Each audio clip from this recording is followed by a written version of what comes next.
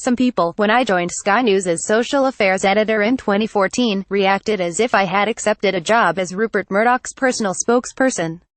I think they imagined me as a kind of early Sean Spicer, Donald Trump's former mouthpiece, performing a role that involved surrendering all independence and integrity in support of some dark force. That tells you absolutely nothing about the reality of working for Sky News as a reporter.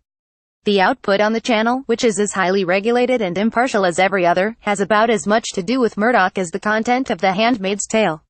Murdoch owns a 30% stake in Hulu, the subscription video-on-demand service which so brilliantly dramatized Margaret Atwood's work.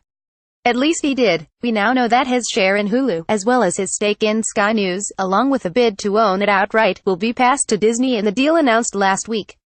The reaction I experienced may tell you nothing about Sky News, but it tells you everything about the way Murdoch, and everything bearing his name, is perceived.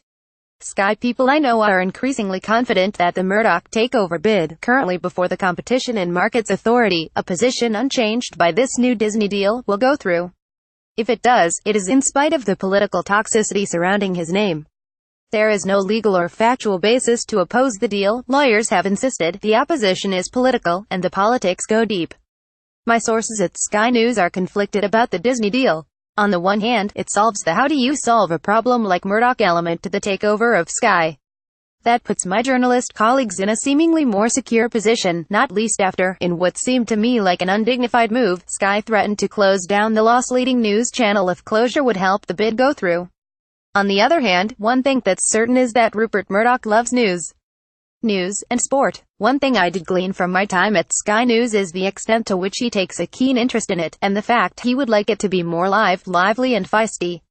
Disney, on the other hand, is pretty transparent about its interests. 46 million new TV subscribers across 3 continents, better direct-to-consumer offerings from acquiring Murdoch's share in Hulu, potential Netflix rival, and Sky's high-end technology, which the Disney CEO Bob Iger enthused could deliver all this content to consumers in more modern ways.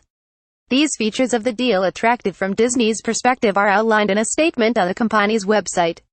What is not mentioned on the Disney website, however, is Sky News.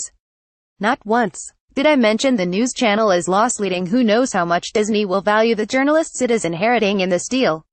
And for British consumers of news, so inherently suspicious of anything Murdoch-related, this sale is not quite the clean break from the past they might think. For one thing, Murdoch will now have a 5% stake in Disney. James Murdoch, currently chair of Sky, will soon be working there, if my sources are to be believed. To the extent that the instinctive British suspicion of Murdoch colors people's views of Sky News, the deal is probably a good thing for perceptions of the channel. Having said that, if the objection to Murdoch has been an inherent dislike of overpowerful foreign-based corporations owning key parts of the British media landscape, this sale represents one powerful, foreign-based corporation selling one of our main news channels to another powerful, foreign corporation. Only the megaliths can survive in the future of broadcasting, it seems. And that leaves everyone a loser. Goldum raises the standard. Nothing makes me happier than the confidence of a new generation of journalists of color. Last week Liv Little, the editor of magazine Goldum, the very purpose of whose creation was to disrupt a media landscape which has pushed black voices to the margins, got an email, the kind with which I am very familiar.